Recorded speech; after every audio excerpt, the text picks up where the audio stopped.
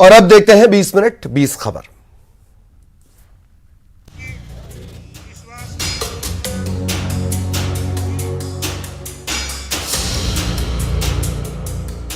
आसमान में आग के शोले, धुएं का गुबार और इलाके में दहशत।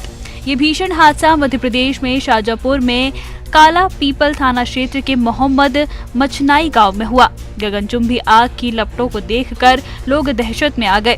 दरअसल ये जिले में एक बिजली ट्रांसफार्मर में आग लगी थी और फिर ट्रांसफार्मर में ब्लास्ट हो गया। विस्फोट की आवाज दूर तक सुनी गई।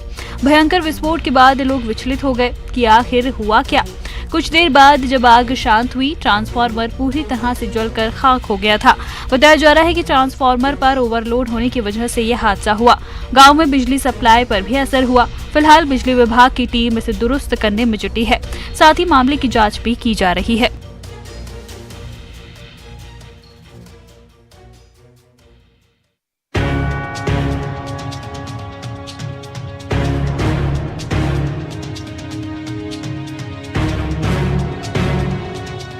दीपावली पर खरगोन में हुए पेट्रोल डीजल टैंक में ब्लास्ट में मरने वालों का सिलसिला लगातार बढ़ता जा रहा है।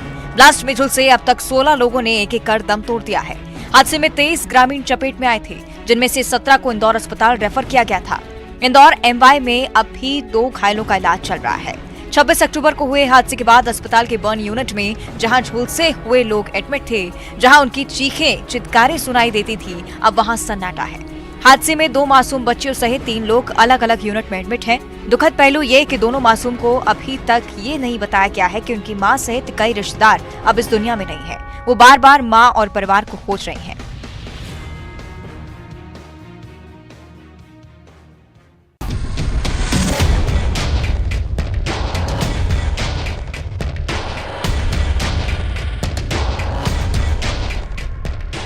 बालाघाट में लांजी भिलाई मार्ग पर भीषण सड़क हादसे की तस्वीरें।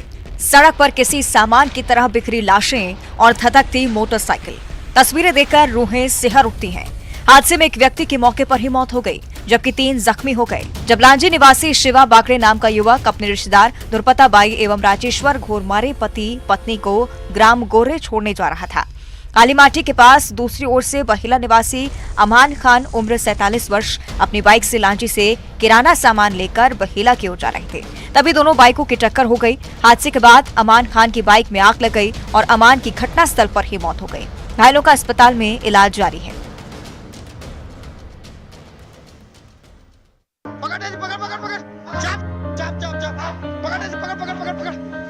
कुत्ते कितने वफादार होते हैं, कांकेर के लाल माटवाड़ा गांव के एक डॉगी डेजी ने साबित कर दिखाया। डेजी ने न केवल अपने हौसले का परिचय दिया, बल्कि अपने मालिक की जान भी बचाई। दरअसल गांव के एक घर में भालू घुस आया था। भालू को देखते ही मालिक घबरा गया। फिर क्या था, डेजी ने भालू को खदेड़ना शुरू कर दिया। स्क्रीन पर चल रही वीडियो में आप डॉगी के हौसले को देख सकते हैं। वो भालू को खदेड़ रही है। भालू भाग रहा है। कभी कभी जब वो रुकता भी तो डेजी उसे फिर खदेड़ देती। इन सब के पीछे से उसका मालिक डेजी का हौसला बढ़ा रहा था। मालिक की आवाज सुनते ही डेजी आगे बढ़ती और खदेड़ते हुए भालू को दूर भागने पर मजबूर करती। अंत में देखा जा सकता है कि दीवार फांदकर भालू भाग जाता है। जान की बाजी लगाकर अपने मालिक की जान बचाने वाले डॉगी डेजी के हौसले की हर कोई तारीफ कर रहा है।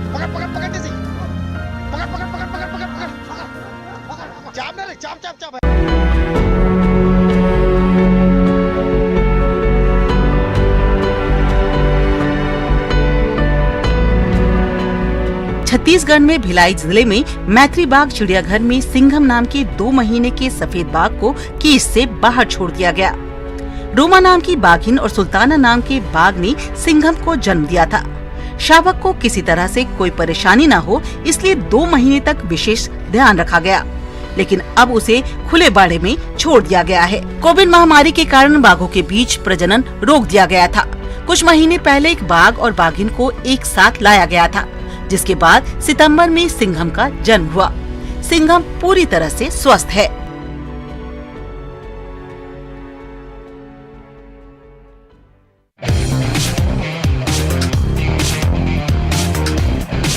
कैप्टन कूल ने आज हाथ में बल्ले के बजाय रैकेट थामा और क्रिकेट के मुकाबले की तरह ही टेनिस में भी अपने शानदार खेल से विरोधी टीम को धूल चटा दी।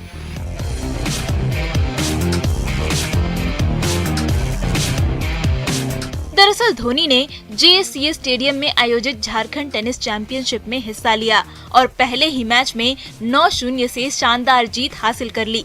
इस खेल में उनका साथ दे रहे थे उनके जोड़ीदार सुमित बजाज। धोनी के साथ टेनिस खेलकर सुमित खुशी के मारे फूले नहीं समा रहे हैं।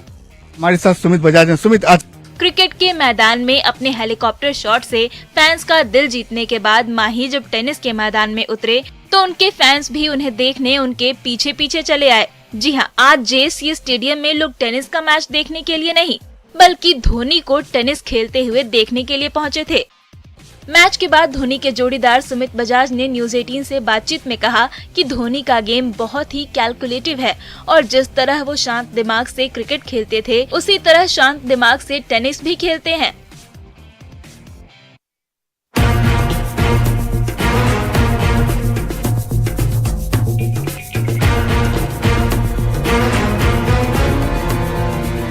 सूट बूट और बंटी पहने हाथों में फावड़ा और सड़क की क्वालिटी चेक करते ये मनेंद्रगढ़ कलेक्टर PS ध्रुव है। PS ध्रुव कभी मुंगेली जिले के लोरमी ब्लॉक के फुलझर गांव के सरपंच भी रह चुके हैं। अब कलेक्टर बनने के बाद उनका अलग ही अंदाज देखने को मिल रहा है। दौरे पर निकले PS ध्रुव कहीं सड़क की खुदाई करते दिख रहे हैं तो कहीं धान की कटाई। दरअसल सरकारी योजनाएं धरातल पर किस तरह से उतारी जा रही हैं, उसका जायजा लेने के लिए ध्रुव ने खड़गवा तहसील का दौरा किया। इसी बीच धान काट रहे किसानों से उन्होंने मुलाकात की। समस्याओं, न्यूनतम समर्थन मूल्य, फसल बिक्री में होने वाली परेशानियों के बारे में बातचीत की। सड़क पर फावड़ा चलाने की तस्वीर रतनपुर 54 मार्ग की है। यहाँ उन्होंने कई जगहों पर सड़क को खोदा और निर्माण की गुणवत्ता को देखा। दरअसल इस सड़क का निर्माण 2 करोड़ 90 लाख रुपए की लागत से हो रहा है। कलेक्टर ने अधिकारियों को मानकों का ध्यान रखते हुए निर्माण करवाने और इसे जल्द पूरा कराने के निर्देश दिए हैं।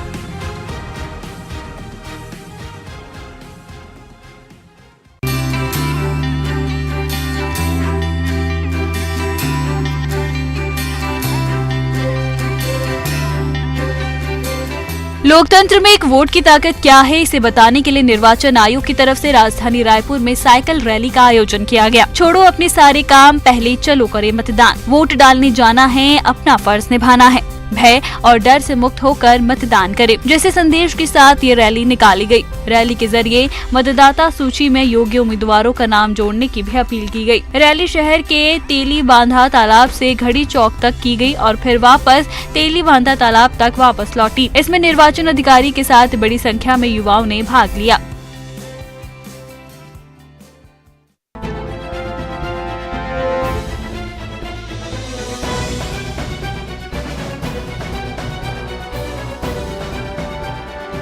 ग्रामीणों के हाथों में 500 रुपए के ये नोट देख रहे हैं आप। ये असली है या नकली, इसकी पहचान नहीं। नतीजा ये कि ग्रामीण हैरान परेशान हैं। दरअसल कोंडा गांव के अंदरूनी गांव धनोरा ईरा गांव के बाजार में लगातार नकली नोट के मामले सामने आ रहे हैं। लोगों में नकली नोट को लेकर हवा भी बन गया है। खबर बैंक तक भी पहुंची है। नतीजा ये कि बैंक में इन नोटों को स्वीकार नहीं किया जा रहा है। ऐसे में ग्रामीणों की परेशानी इस बात की है कि नकली नोट प्रचलन की खबरों के बीच उनके असली नोट भी नहीं चल रहे हैं। अब असली और नकली नोटों के बीच फर्क कौन करेगा, जिससे ग्रामीणों की समस्या दूर होगी, ये बड़ा सवाल है।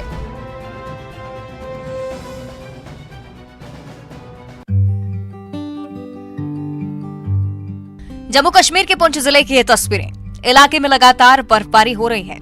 मुगल रोड, पीर पंचल पर्वतमाला पर हेवी स्नोफॉल हो रही है।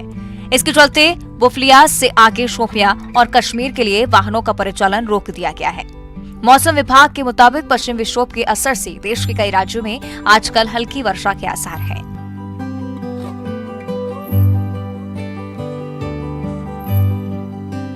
इसी के प्रभाव के चलते इन इलाकों में बर्फबारी हो रही है। इसके साथ ही उत्तराखंड, हिमाचल समेत पहाड़ी इलाकों में भी बर्फबारी देखी जा रही है। पहाड़ों से बर्फीली हवाएं मैदानी इलाकों में बह रही हैं, जिसके चलते ठंड बढ़ रही है और तापमान में गिरावट होगी।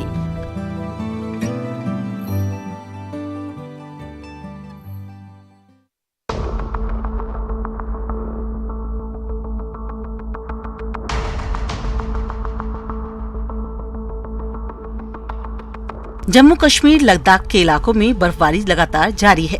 सड़कों पर बर्फ जमा होने के कारण यातायात बाधित हो रहा है, जिसमें आवागमन में लोगों को काफी मुश्किलों का सामना करना पड़ रहा है। ऐसे में वर्ल्ड रोड ऑर्गेनाइजेशन ने कारगिल के जोजिला दर्रे और अन्य चौकियों पर बीकन नाम के प्रोजेक्ट को शुरू किया है, जिसके तहत हाईवे और सड़कों से बर्फ को हटाने का काम किया जा रहा है। कश्मीर को लद्दाख से जोड़ने वाले श्रीनगर लेह राष्ट्रीय राजमार्ग पर भी यातायात बाधित था, लेकिन बर्फ हटाने के बाद आवागमन फिर से बहाल हो गया। रविवार से ही जोजिला दर्रे पर बर्फबारी के बाद मार्ग बंद कर दिया गया था, जहां प्रोजेक्ट के तहत बर्फ हटाए जा रहे हैं।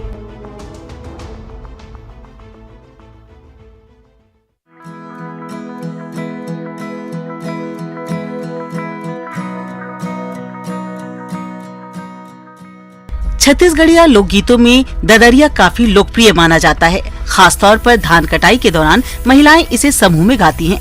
गीत गाते हुए काम करने से महिलाओं का मनोरंजन भी होता है, काम का थकान भी कम, साथ ही संरक्षित रहती है लोक संस्कृति। अभी धान कटाई का ही सीजन है। अब आप धमतरी सहित अन्य जिलों के खेतों में जाएंगे तो ये आवाज सुनने को जरूर मिलेगी। यही तो है ददरिया। दरअसल फसल का तैयार होना किसानों के लिए किसी त्योहार से कम नहीं है।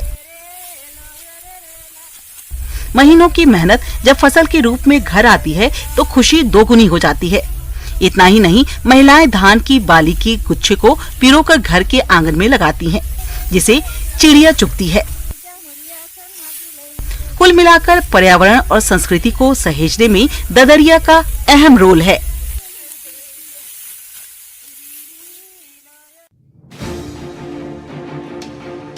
9 नवंबर की रात 1:57 का वक्त, जब लोग नींद में थे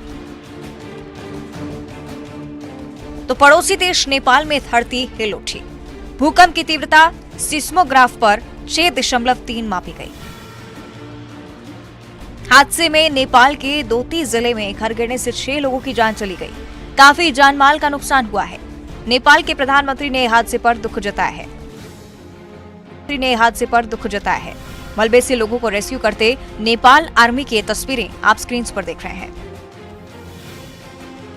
भूकंप के झटके भारत के दिल्ली, यूपी समेत उत्तर भारत के 5 राज्यों में भी महसूस किए गए, जिससे लोग दहशत में आ गए।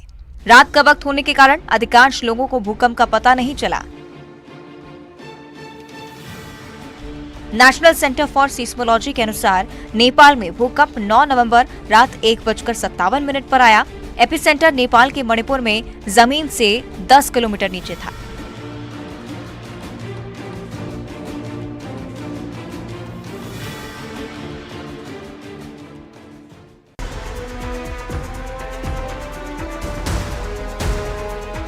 अवैध शराब के खिलाफ प्रदेश में लगातार कार्रवाई की जा रही है। इसी कड़ी में आबकारी कंट्रोल रूम प्रभारी जीडी लाहौरिया के नेतृत्व में जबलपुर के कूड़न मोहल्ले में पुलिस की टीम ने छापे की कार्रवाई की तो पुलिस की आंखें खुली की खुली रह गईं।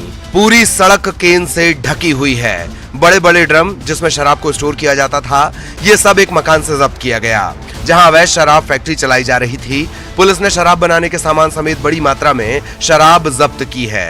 धंधेबाजों को गिरफ्तार करने का प्रयास जारी है।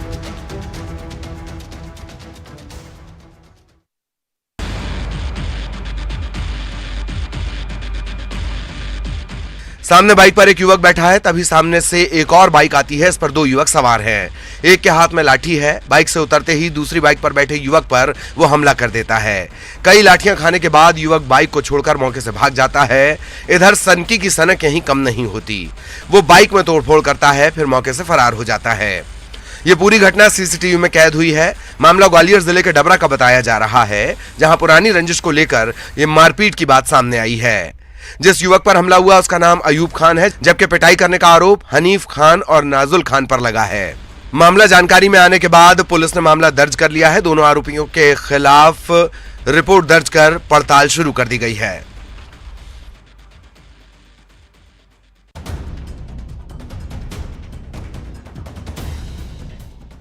जनप्रतिनिधि होने का इतना गुरूर कि पुलिस के सामने होने के बावजूद महिला और बच्चों की पिटाई कर दी। तस्वीरें भोपाल के बोरखेड़ी पंचायत की हैं, जहां सरपंच की दबंगई का वीडियो वायरल हो रहा है।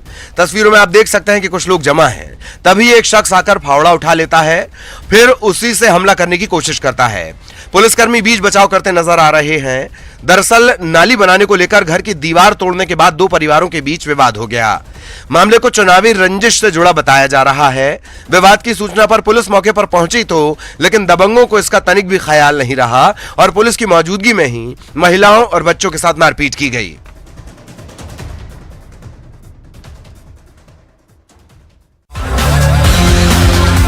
दंगल का मैदान सजा है, लोगों की भारी भीड़ एकत्रित है, लेकिन इस दंगल में पहलवान नहीं, मुर्गे अपना दमखम दिखा रहे हैं।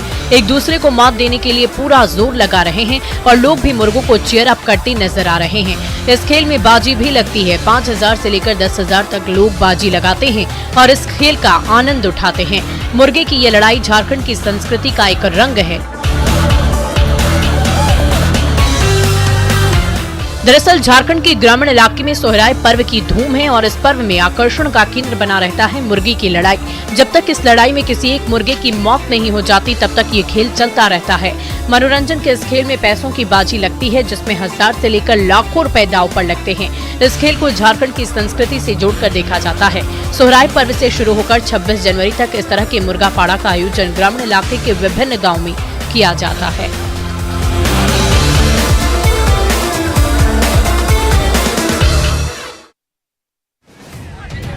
गया में कार्तिक पूर्णिमा की देर रात एक अनोखी घटना घटी, जहां शिव मंदिर में नाग और नागिन आ पहुंचे और काफी देर तक वहीं बैठे रहे। नाग नागिन के जोड़ों को देखकर लोगों की अच्छी खासी भीड़ जमा हो गई। मोहल्ले के लोगों के साथ साथ आने जाने वाले राहगीर भी रुककर देखने लगे और देखते ही देखते सैकड़ों लोगों की भीड़ उमड़ पड़ी। तकरीबन 3 घंटे से ऊपर नाग और नागिन मंदिर में 2 स्थानों पर थोड़ी दूरी पर जमे रहे। लोगों की भीड़ सामने देखकर भी नाग नागिन वहां से नहीं हटे, जिससे लोगों का कौतूहल और बढ़ गया। लोग इससे चमत्कार मानने लगे। बताया जा रहा है कि किसी व्यक्ति ने मंदिर में नाग नागिन को देख लिया, जिसके बाद उसने शोर मचाकर सभी लोगों को जमा कर लिया। लोग इनका दर्शन करने लगे। शिव मंदिर में उनके आगमन को चमत्कार मानकर पूजा करने लगे। जनप्रतिनिधियों का कहना है कि कार्तिक पूर्णिमा के दिन नाग नागिन देखा जाना शुभ है। भगवान शंकर को नाग प्रिय है, इसलिए इसे उनका आशीर्वाद भी माना जाना चाहिए।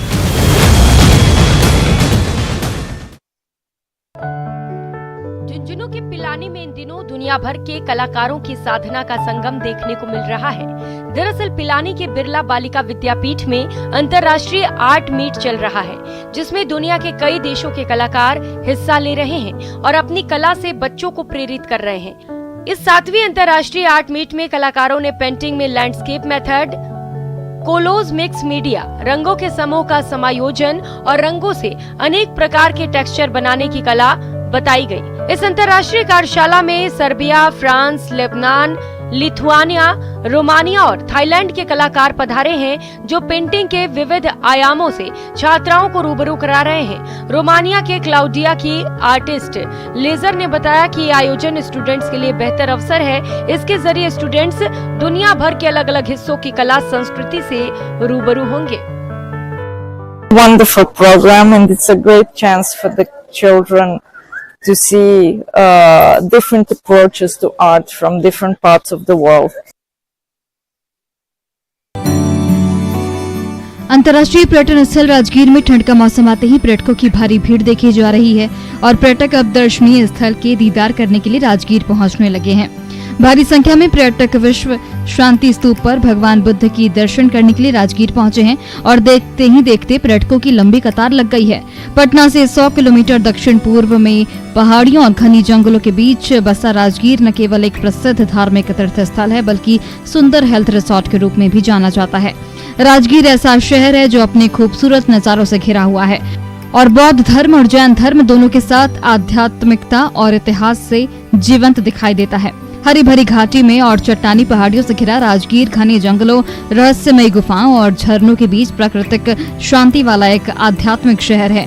पर्यटकों को राजगीर में कई धार्मिक स्थल देखने को मिलते हैं। ये मुख्य रूप से बौद्ध और जैन धर्म को समर्पित है। इसे देखने के लिए ही यहाँ पर्यटकों की भीड़ लगी रहती है।